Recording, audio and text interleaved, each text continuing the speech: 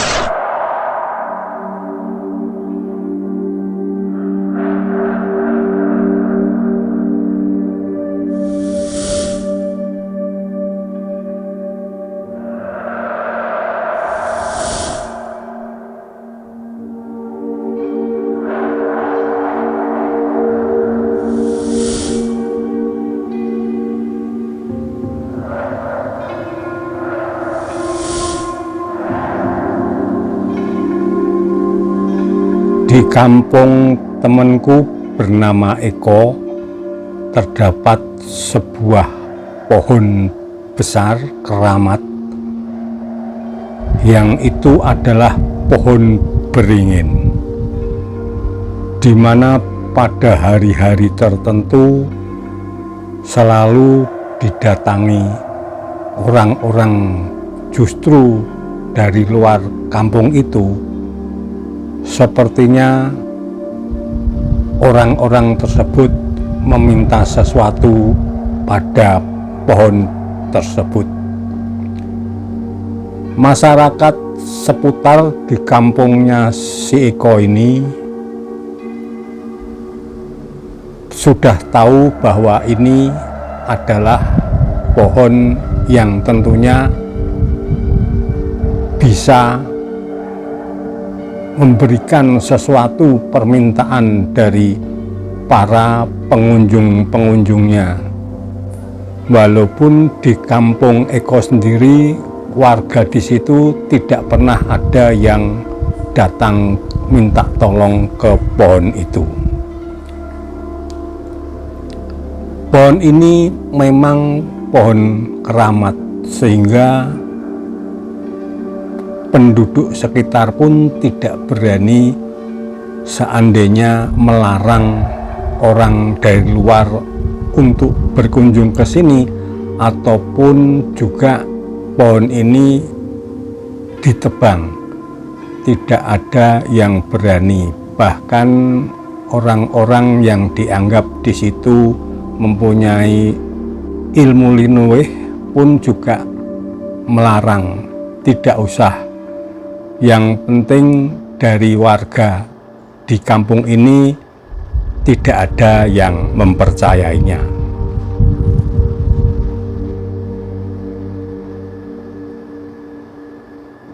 Setiap ada pengunjung di pohon keramat ini, tentunya banyak remaja-remaja ataupun anak-anak sekolah baik SD, SMP maupun SMA yang menyaksikan. Memang terbiasa melalui di jalan ini, memang letaknya agak jauh. Orang tua mereka di kampung ini melarang tidak usah mendekat ke lokasi itu.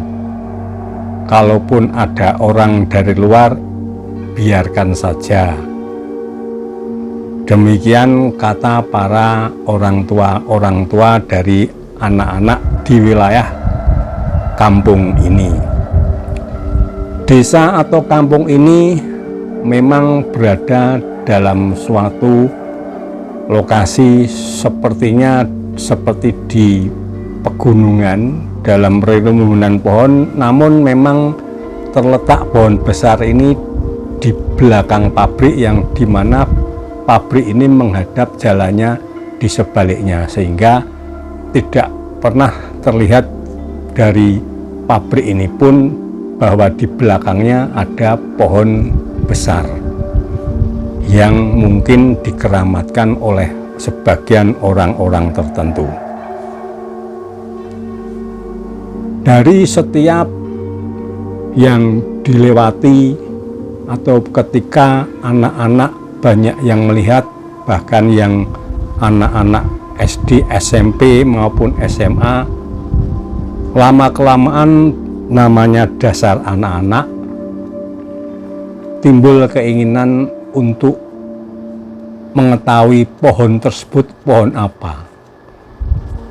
Terjadilah perbincangan antara 5 anak-anak tersebut, di mana ada yang sudah baru masuk SMA dan juga ada yang masih SMP. Muncul ide dari yang namanya sentot. Sentot memang dikenal oleh teman-teman bahwa sentot ini memang pemberani. Anaknya pemberani dan memang dikenal teman-temannya jago kelahi dan tidak pernah takut dalam keadaan malam pergi sendirian. Untuk itu dia mengajak ke 4 temannya, di mana diantaranya temanku yang bernama Eko, terus diajak pula teman si Eko dan teman si sentot ini bernama si Is, Ndundung dan Sipur.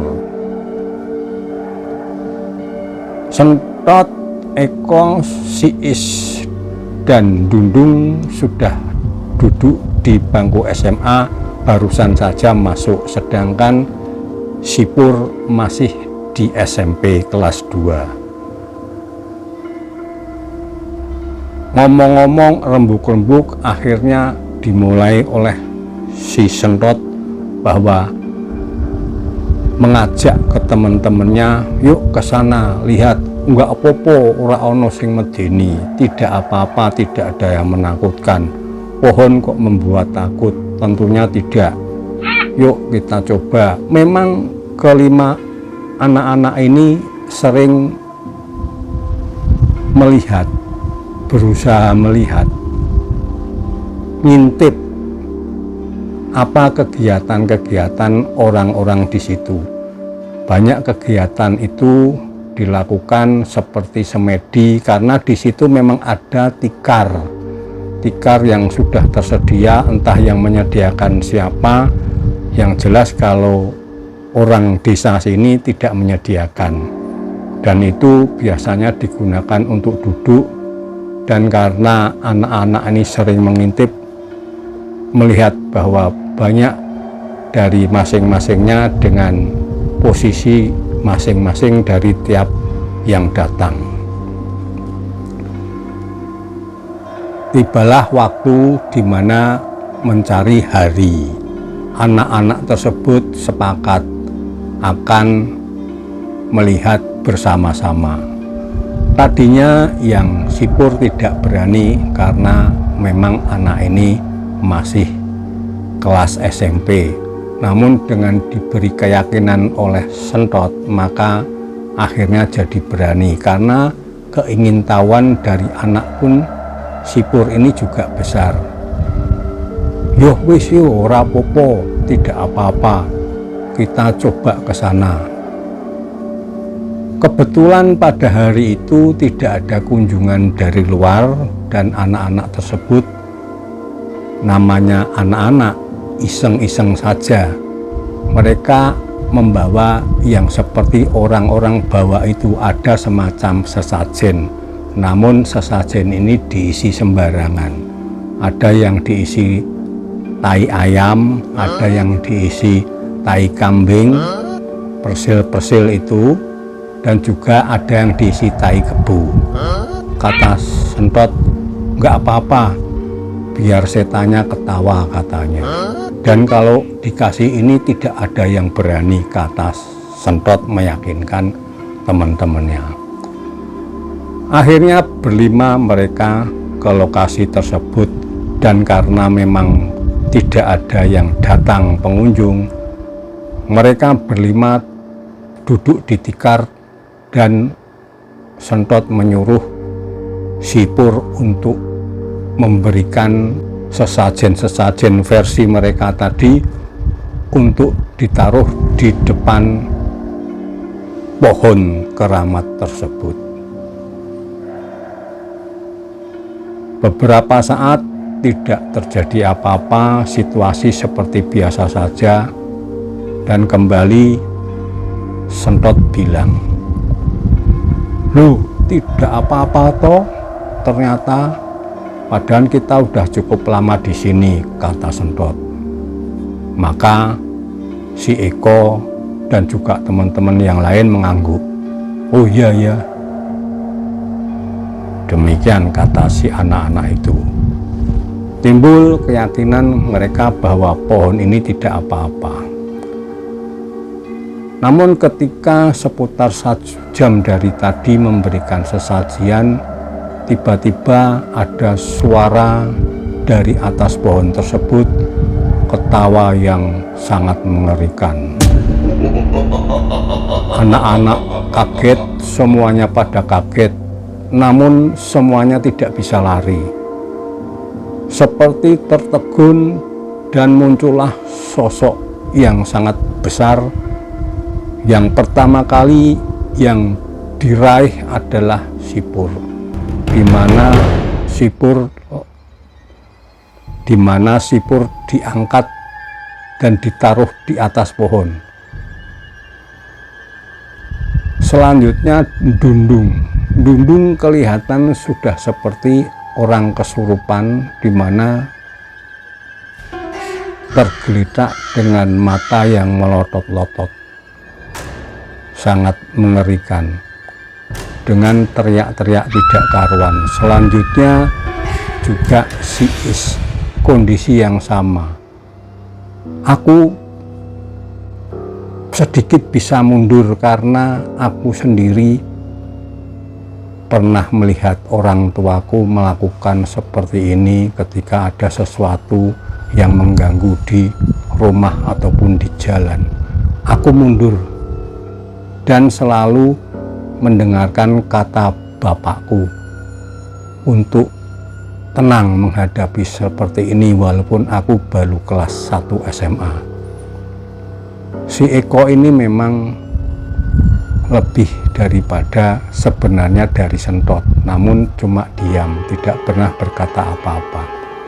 Selanjutnya melihat Sentot yang paling terakhir dipukul sama makhluk yang besar ini.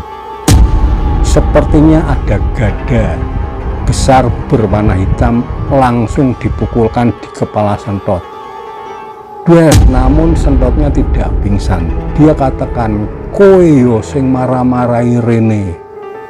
Ternyata penunggu di sini tahu kalau yang merencanakan awal ini adalah si Sentot. Untuk ini Sentot benar-benar dikerjain sama makhluk besar ini. Melihat kondisi sepertinya emosi sekali penunggu ini, aku pun berlari, berusaha berlari.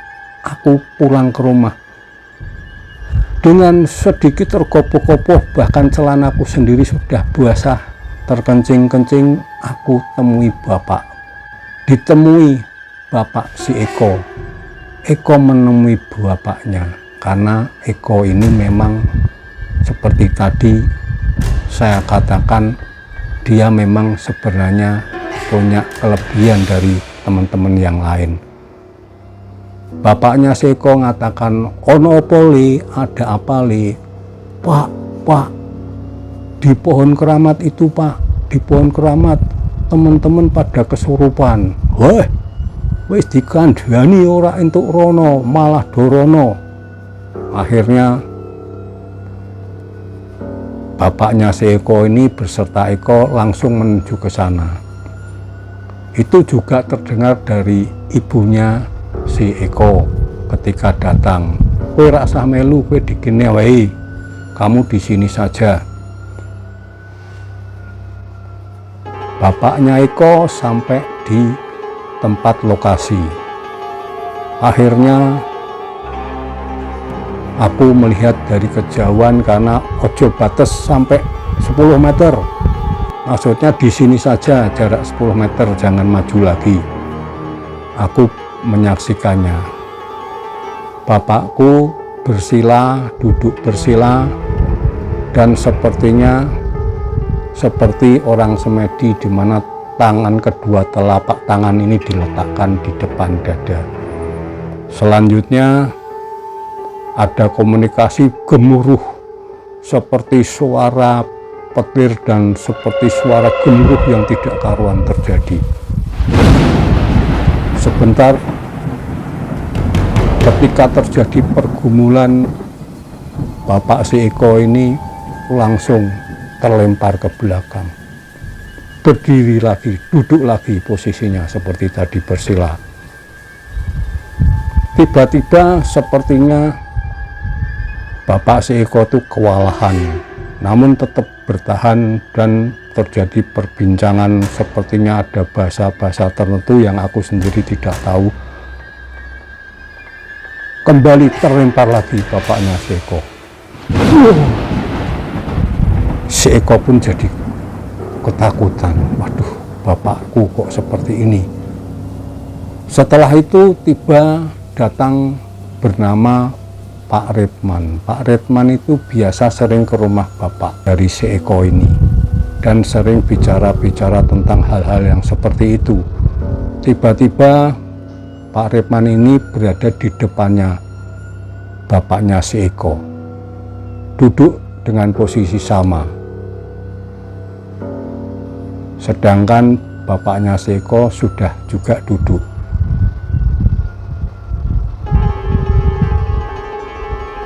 Ketika posisi demikian, seperti ada yang diucapkan Pak Redman ini, akhirnya bapak si Eko maju dengan kedua telapak tangan ditempelkan berdua. Pak Redman bilang, iki ora iso nek dhewean, ora iso, iki luwih ampuh. Demikian. Jadi pembicaraan itu beliau mengatakan penunggu ini lebih ampuh daripada bapaknya Eko maupun yang namanya Pak Redman ini. Maka akhirnya bersila berhadapan, tangan ditaruh sesamanya, dan akhirnya melemparkan sesuatu bersama-sama ke arah penunggu makhluk besar hitam tadi. Suara ledakan, buar. Dan seketika semua menjadi sunyi senyap, tidak ada angin, tidak ada suara, menjadi tenang kembali. Dan akhirnya bapaknya si Eko beserta Pak Redman, mereka berdiri dan menghampiri anak-anak tadi yang sipur disampirkan di pohon, dan yang lainnya yang kesurupan semuanya dipegang sama bapaknya Eko dan Pak Redman. Semua siuman semua, terus diajak pulang. Di jalan bapaknya Eko dan Pak Redman mengasih tahu, bocah dikandani ojo dolan rene, ojo dolan rene, ojo dolan rene kok don diablek. Demikian. Mendengar cerita dari si Eko yang aku ceritakan saat ini, aku pun juga ikut merinding.